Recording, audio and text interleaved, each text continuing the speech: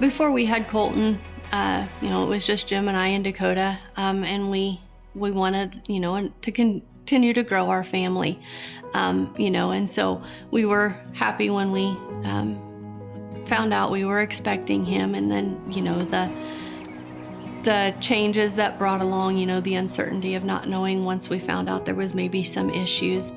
So just mom had a regular sonogram, and doctors noticed that, something wasn't looking right, as my legs were measuring different lengths and just looked like something was going to be wrong. So they gave us the preliminary diagnosis of fibular hemimelia.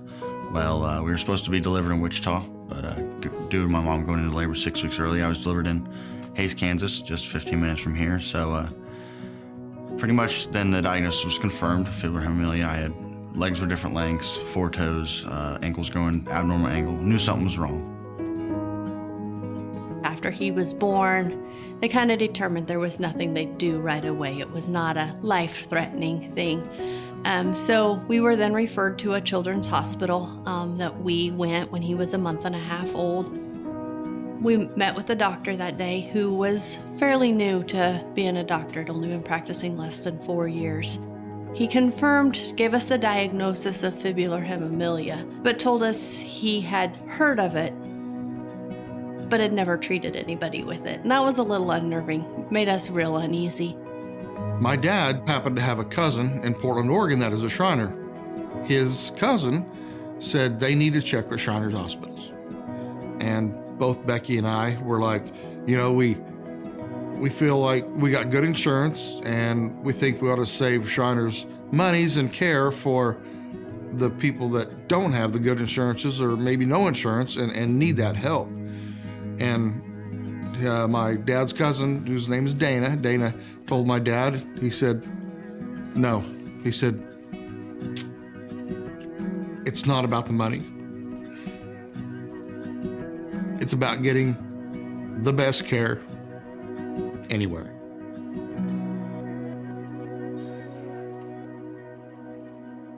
They came here early on, and the particular deformity he had was on his left lower extremity. It was somewhat crooked in the tibial area. The foot was small. It's called fibular hemimelia. That means part of the lower extremity is missing, not developed. The options for the patient would be a big shoe lift, which gets pretty awkward after a while, or surgical approach to the problem. And the surgical approaches are 2 different approaches. One would be to consider lengthening the leg, maybe a lengthening when you're 6, 7 years old, another one maybe when you're 10, another one when you're 14, at least 3 lengthenings. The other approach is optimize his abnormal left lower extremity for use of a prosthesis. And in that situation, the foot is taken off in the end because the patient has a good functioning shin bone with the muscles and the knee joint. We would anticipate at age 10, the patient would be pretty active, doing a lot. Bend it underneath. Fasten it, right? Thank you. Big hugs, big hugs. Okay. We met with Dr. Schenecker, a lot of still uncertainty. But as we met with Dr. Schenecker, he said, I'll be right back. And he stepped out of the room and he came back a few minutes later. He said, I want you to come with me and meet somebody. He took us to an exam room next door. We got to meet a family whose little boy had the same condition as Colton. He was about 2 years old and we watched him running around on his prosthetic that day. The mom told us if we had to make this decision, we'd do it all over again. That was very reassuring for us, hearing that. After seeing that little boy and hearing the mom tell us that, it made our decision a lot easier on which path we would choose. Fast forward to when he was 1 year and 19 days old, we went back to St. Louis for his amputation surgery.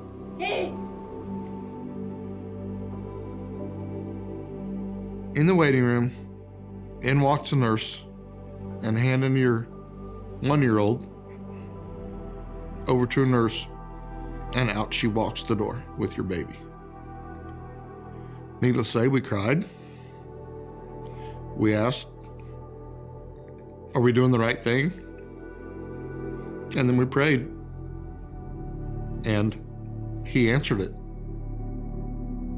The foot was amputated when he was 12 months old. We had to also straighten out the shin bone. In Colton's situation, in retrospect, it was very much the right decision. It's worked out exceedingly well for Colton, and we're glad we were able to participate in the shared care of this patient. When we went back in February of 2010, they told us he'd be walking. Within an hour to an hour and a half after being fit with that first prosthetic, because before his surgery, he was not able to walk. He was pulling himself up on furniture, but not walking. We really didn't believe him.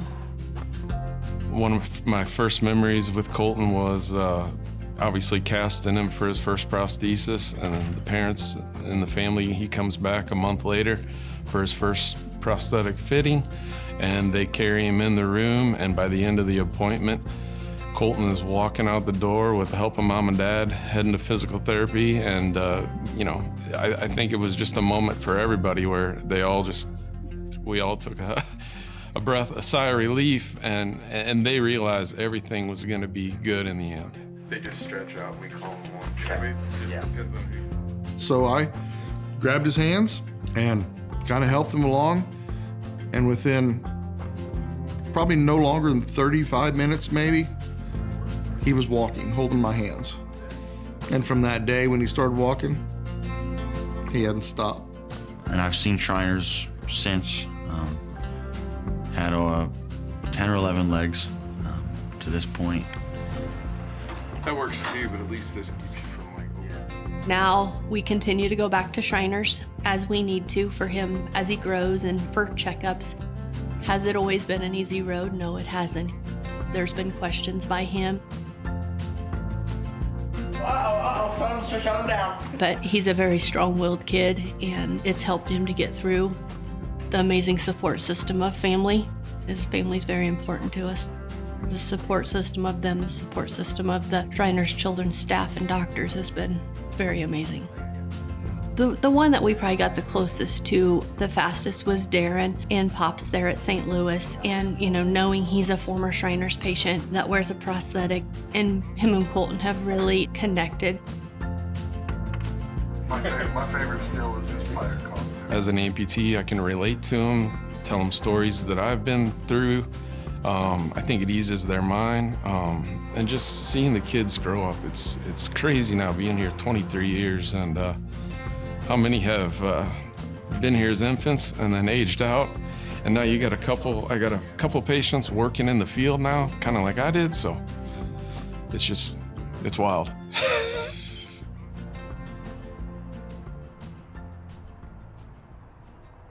There was a time when I was probably 7 or 8 years old.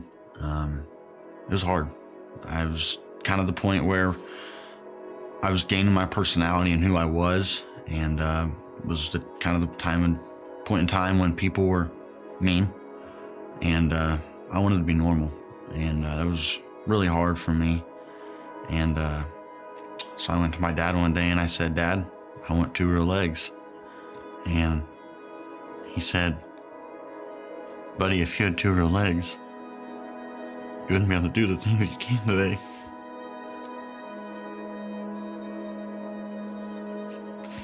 And so he took me inside and we took a mold of what my leg looked like before the amputation. And he said, "Did I just run and see you playing around with your brother today? And did I just see you running and jumping off the porch and doing all the things you want to do?" And I said, "Yeah, Dad." And he said, "If we left your 2 real legs, you wouldn't be able to do any of that stuff today." Colton doesn't look at himself any less than anyone else, and he's not gonna let you look at him any less than anyone else. He's just another kid and not gonna let his leg define him, because that's not who he is. Who he is the person that's in his mind and his heart, and that's who he shows himself to be too. And to me, as a big brother, that's honestly very rewarding to watch him turn into the young man that he is today, and all the stuff that he has conquered, and I know he's gonna conquer, because he's gonna be very successful no matter what he does in his future. Building on that or just one? When I'm outside, I feel just happy. happy's the biggest one, and I feel just open, and I feel free, and I feel like there's nothing that can stop me, just because, you know, God created it, and it's one of the most beautiful things he's ever created. And just seeing what he can do, you know, I think some of the most beautiful things you see out here in Kansas, you know, whether it be just those untouched fields. I started working on my grandpa's farm the summer after freshman year, and I really enjoy it. I mean, I could be in the field in a tractor one day to mowing the next day, and like we just finished up calving season this winter, and it's just a lot of diversity, and that's what I love about it, just not doing the same thing every day and not knowing what you're going to do every day. But I think it's so much bigger than just a family farm. It's the legacy my grandpa built, and he worked his whole life to build that farm, and just knowing that I have a role in carrying it on is a big deal to me.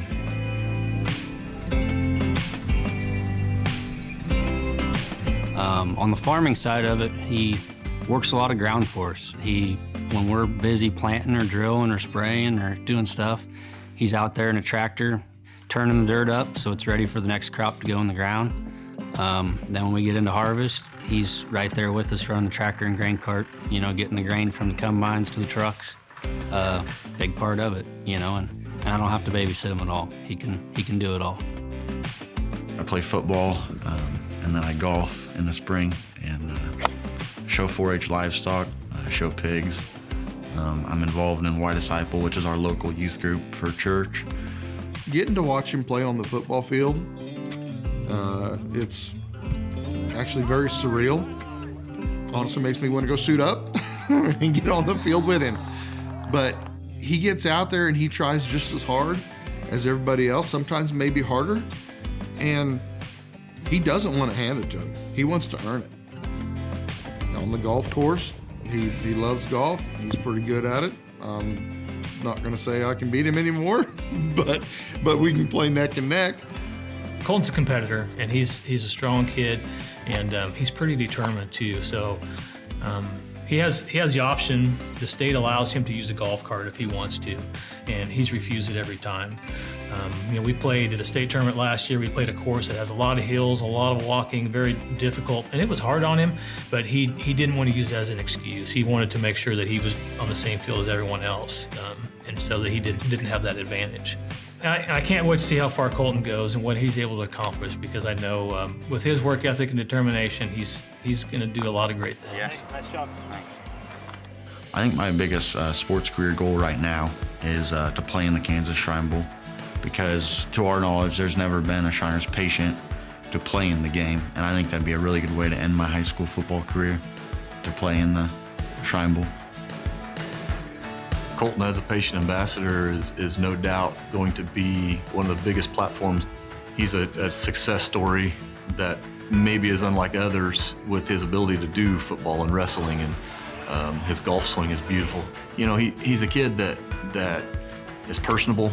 You know, he's easy to talk to. He speaks well himself. You know, all the things that he could do as an ambassador for the Shriners organization is unlimited. I mean, he's just got no top end. My dad's always wanted to become a Shriner ever since we've used Shriners Children's. And it wasn't until about, I was probably 10 or so, that he wanted to start the process to become a Shriner, Master Mason and then a Shriner. And I said, Dad, you can't. I said, Dad, you gotta wait for me until I turn 18 so I can join with you at the same time. Well, then my brother wanted to become a Shriner just because he's seen what Shriners has done for me, and he's knows that if he becomes a Shriner, he can change someone else's life like that by fundraising or whatnot.